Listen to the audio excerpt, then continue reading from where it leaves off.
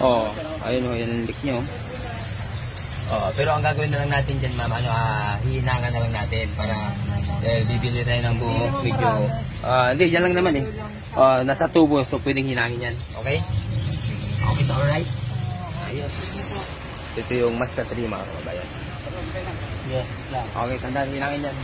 Oh, okay na, nahinang na, boss. Ayun o. Okay. Okay, so alright na. Bumubula.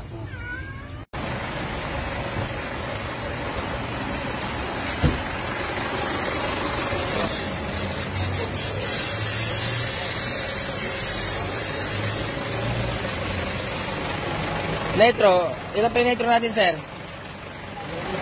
Ha?